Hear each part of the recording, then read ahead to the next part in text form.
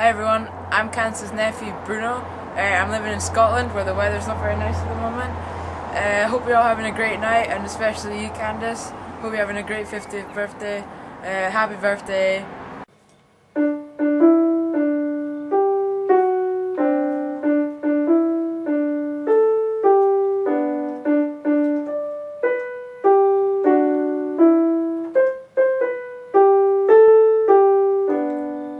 Happy birthday, Candace, from me, Biba, in Scotland. Are we going to sing a nice happy birthday message to Auntie Candace, Stella? Yes, will we start to sing it? Okay, right, you start. Ready? Happy birthday to you. Happy birthday to you. Hello, Candace, and hi to all the party goers in Puerto Vallarta, Mexico. Hope you're all doing well, enjoying the festivities. I'm Bill, Candace's younger brother, quite a bit younger actually. I'm speaking to you from my living room in Edinburgh right now. Sadly can't be there in Vallarta. I would love to be, instead of freezing my arse off here in Scotland as I am. But I can't be here because it's the Queen's Jubilee, for goodness sake. We couldn't possibly leave the country in that song, could we? That's actually not the reason.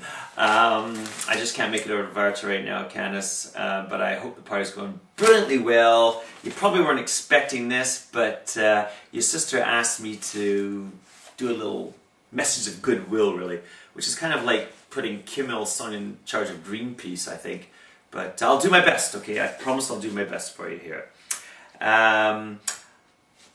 First thing I wanted to just say, and most of your friends here at the party will already know this, is you, of course, Candace, at the age of 50, at this milestone birthday, you still retain a very youthful look, and even more importantly, probably, a youthful outlook on life.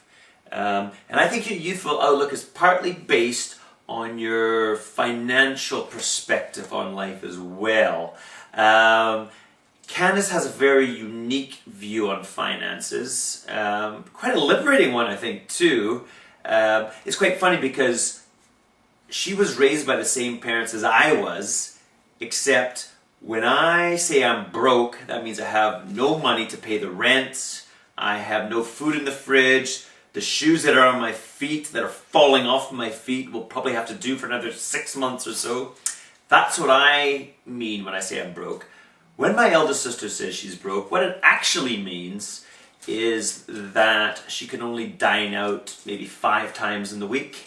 Starbucks will only see her twice daily, and her dog will have to get by with only 1 pedicure and shampoo this month. What a travesty. That's Candace's view on financial management. It's quite a liberal approach, you might say. But I think it's a virtuous thing for my sister because it's all tied into her personality. She doesn't let money or lack of money or whatever get in the way of being with the people she loves, her friends, her family, and being out there and socializing. And as you may know already, when it comes to socializing, Candace doesn't exclude anybody, which is good. It's a good thing. Although I nearly found to my detriment it's not always a great thing, because about 4 years ago when we were at our parents' memorial service, Candace stood up and duly invited the crowd of 150 people who were there, that they were all welcome to come to my wedding, which would have cost me a frickin' fortune. So thank Christ I live in Scotland and nobody could get there, and most of the family told me they liked me anyway, so it worked out okay, but come on, Candace, my goodness me. Candace is a social butterfly, okay? That's the way she is. It's a great thing, and she's been like that all her life. I've known her all my life, and I remember the one thing about growing up with Candace is she used to win awards every year. Not for academic stuff, although she's clever, but she won her awards for what we call citizenship. Basically, citizenship is being nice to people and talking a lot. And that's what Candace does, so she won an award for it. Fantastic as well. It's something she's very good at, something she's always thrived at, and that's why all of you are there tonight at this party, welcoming her 50 years on this earth, because she's a social person, and she's a great person to be around. She's also, as I say, all-inclusive when it comes to socializing. she has a sort of theory in life that why go to dinner with one friend? We could probably invite 10 friends and 10 friends of theirs as well. Just open it up to everybody, basically. And don't stop at humans either. Candace's social largesse goes well beyond the human race. Just look at her house, for God's sake. Look at all the cats, the dogs, the strays and waifs that wander about there. She takes them all in. She has an ongoing debate, I'm sure, about whether she should take on a new boyfriend or a new dog. And I think usually it's hello canine, later dude. That's the sort of philosophy that Candace goes by. But we all love her for it. And you would think with all this sort of real-time, FaceTime socializing that my big sister does, that she would have no time for the whole social media thing. She would shun the whole Facebook generation thing. But no. Candace totally embraced it all. She takes on many a friend on Facebook. She's taken on most of my freaking friends on Facebook, and my Facebook friends, most of whom aren't even my friends anyway. She knows them all, and she gets right into it, and she's a total avid Facebooker. I say avid. My sister Cassandra thinks it might be addiction, actually. Her and Mark are a bit concerned. They're actually seriously thinking about setting up a group called FBA in Puerto Vallarta, which is Facebookers Anonymous. Candace would, of course, be the inaugural member. She'd probably get in for free, and it'd be a good thing. But that's the way she is. She loves online media. She's there. I think if ever I was in a car crash out in the wilderness somewhere, if I could just get to my iPhone and post my predicament on Facebook, Candace would be on within 30 seconds. She would probably dislike my status. She'd make a comment on it, and hopefully, she would call the emergency services as well. So keep your Facebook addiction going, Candace. It's going to serve us all well down the road. And it's just part of you. It's part of you being you, a social butterfly, including everybody in everything you do. The great thing also about my sister is that having a child never actually put a barrier to her social life. When Savannah came along 20-something years ago, Candace basically just included Savannah in her social life. It's an extension of her social life. Savannah went everywhere with Candace. And as a result, I think that my niece must be probably one of the best sleepers in the world, because she slept through loud dinner conversations. She slept through Puerto Vallarta traffic noise 5, 6, 7 nights a week. And she's even slept through mariachi bands on a regular basis. So I think she's well served for the future from that as well. And the truth is, her mother, my sister, is a social butterfly. And it's a great thing. She's always someone who makes everybody welcome. She even makes my friends welcome, which is saying something. And that's why she's so well liked by all those who know her. And that's why so many of you are there tonight enjoying the party with her as well. But I don't want to get too gushing, okay, Candace? I'm here to dish a bit of dirt, if I'm being honest. And there's a few things I need to share with the others about you. Firstly, the thing I want to share, and a lot of people might know this anyway, is that you have a unique talent in that you have demonstrated that with absolutely no knowledge of boats or fishing whatsoever, you have managed to make a career out of sport fishing. Now that deserves 2 thumbs up, seriously.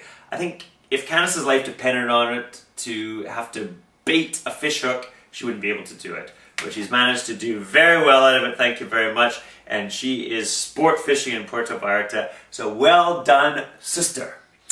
Another thing I can say about you, and again, you're amongst friends, so probably it's not going to come as a big surprise, is that Candace cannot tell the time.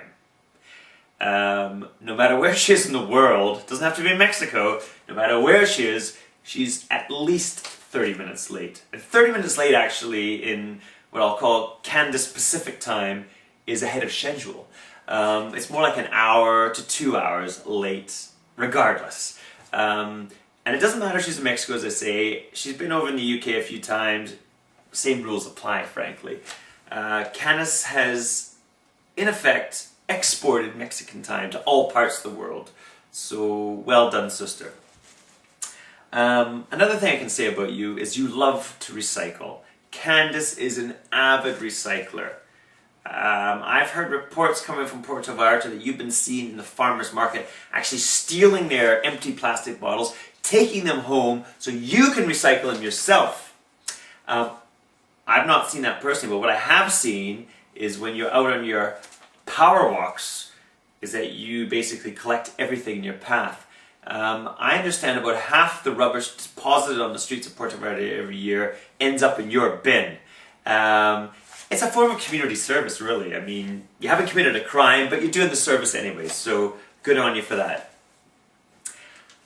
Another thing I can say about Candace is that despite the sort of happy-go-lucky, very sociable demeanour that might exist and that many of you know her from, there's a dark and certainly fiery side to my sister as well. This was recently on show, I'm told, when she demonstrated the proper way to kick him out, and she broke her toe in the process. So hopefully the healing's going well, sister. With all that in mind, of course I had my fair share of fisticuffs and kicking incidents with my sister when I was growing up with her in our youthful days. But I think stories of domestic violence in the Shaw family household are best reserved for my middle sister, who's also quite significantly older than I am as well, and will be turning 50 quite soon. And when it comes her big party, if I'm invited to speak at it, which is probably unlikely, I'll share some anecdotes about that as well. Back to Candace, though, having reached this golden plateau, the age of 50, she's shown a great ability to adapt. Now, 20 odd years ago, Candace used to only go for men who were at least 20 years older than she was. But now here, at this golden age of 50, she's reversed that trend and she seems to go for guys who are at least 20 years younger than her. We're all just jealous, and good on you, sister. If you can get it, go for it. That's quite enough for me, frankly. I want to say before I wrap up, though, that I've not acted alone here. I've not been a lone character assassin. I've had quite a bit of input from your sister, Cassandra, who, much to her discomfort, is in the room with you now, whereas I'm thousands of miles away in Scotland. Anyway, she helped me with all these anecdotes here. Her and her husband, Mark, they are to blame, not me. I'm just carrying out orders. But it does show you one thing, Candace. At the age of 50, even still, Cassandra and I are still able to gang up on you. It's never going to change, is it? So on behalf of Cassandra and her husband Mark, and myself and my lovely wife Gwen, we want to just wish you an amazing, fantastic, happy 50th birthday and wish you all the best. And I hope the party goes fantastically well tonight. Have a great time.